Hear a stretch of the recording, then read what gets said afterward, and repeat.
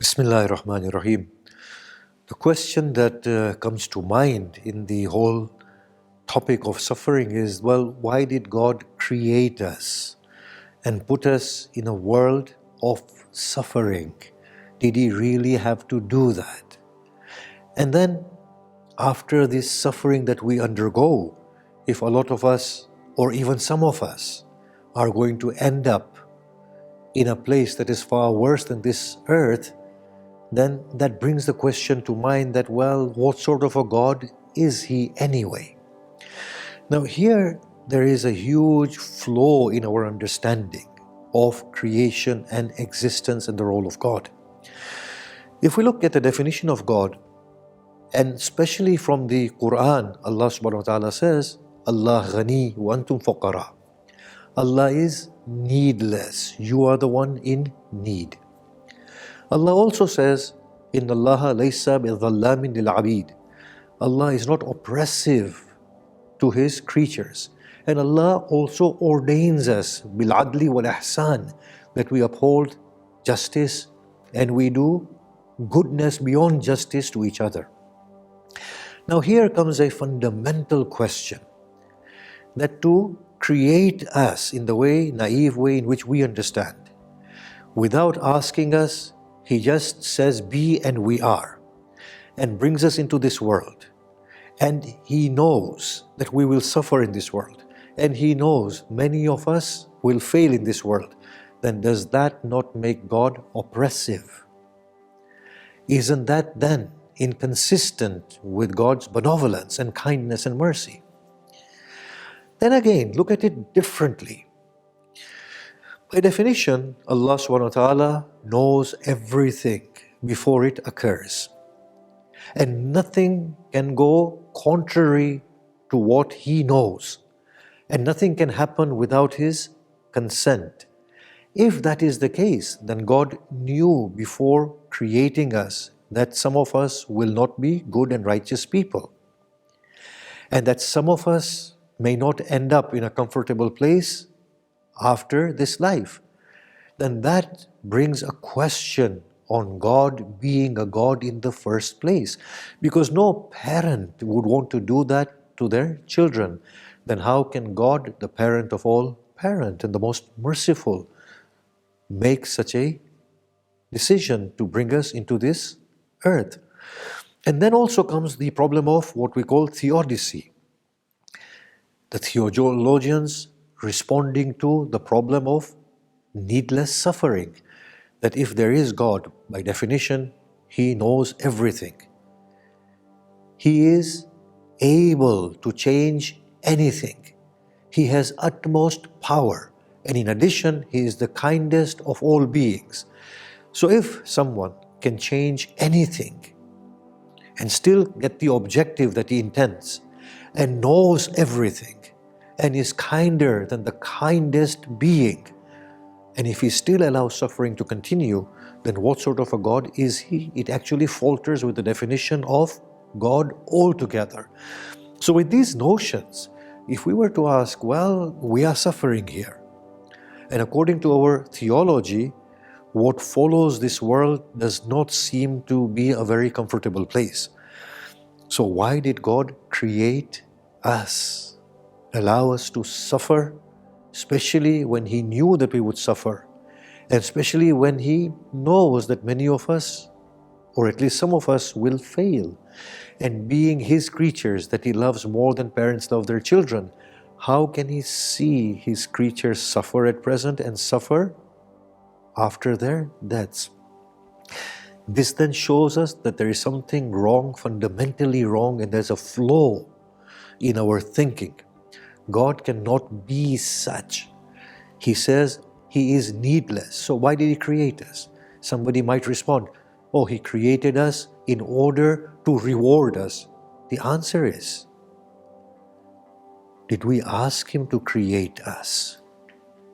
If we didn't ask Him to create us, then why did He create us? Isn't that a form of oppression? And if He created us because He just wanted to display His creative force, then isn't that a form of need inside God? There is a fault in the way in which we are thinking, a fundamental flaw. Creation does not mean to bring something out of nothing. Creation means to fashion. Allah says to Iblis in the Quran, "What prevented you from prostrating to what I have created with my hands?" Here, creation means to fashion. He fashioned the form of Adam. Isa salamullah alayhi says in the Quran, "Inni akhluq lakum minatin kahayatit tayr." I will create for you from clay, the form of a bird. Creation means to fashion. The human soul cannot be created. The human soul merely awakens and is put back to sleep. What appears from the Quran is that the human soul is an uncreated entity. The body has been created. The human body has been created. And that body has been created as a favor for us.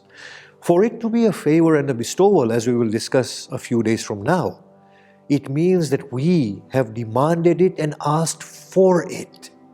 We will indeed come back to this after a few days, in which the Quran says we gave our trust to the heavens and the earth and the mountains. Of course, it means the inhabitants of the heavens, the inhabitants of the earth, the inhabitants of the mountains, and all of them refused.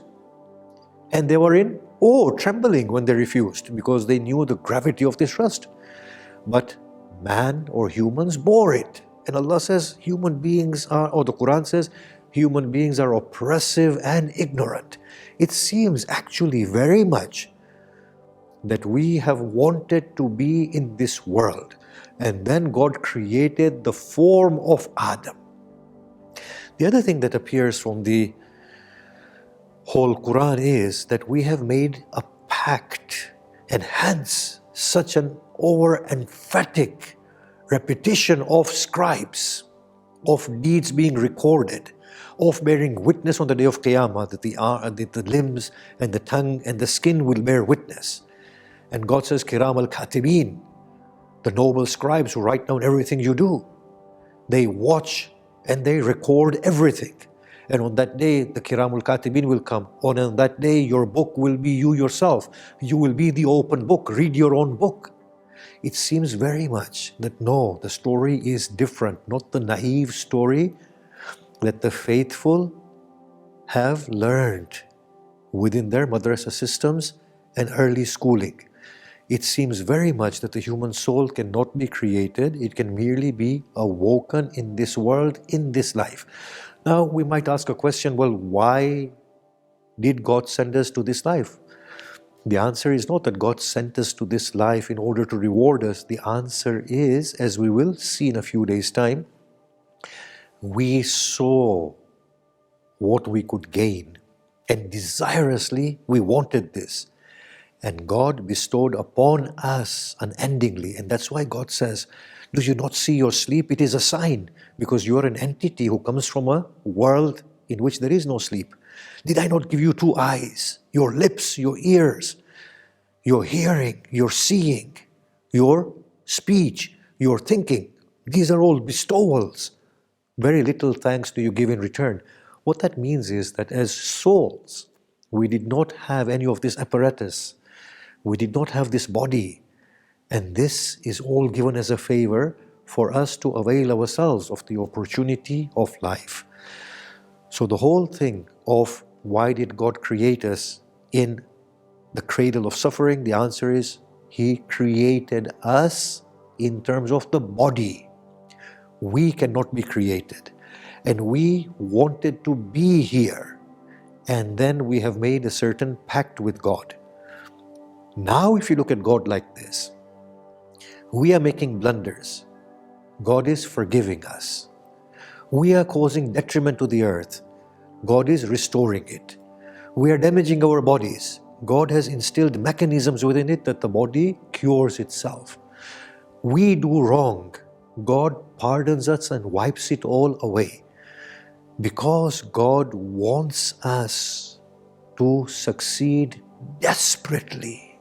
And that is why God says that I have left the doors of Tawbah open. And that is why God says, O my servants, do not despair of my mercy. God forgives all sins.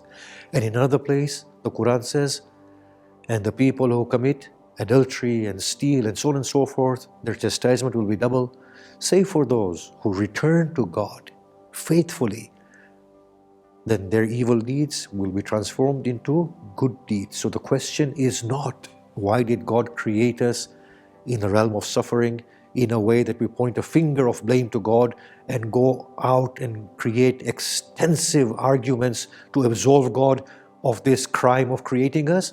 The argument is this, that we are uncreated, the body is created as a bestowal and a favor because we demanded it, and hence we owe gratitude to God.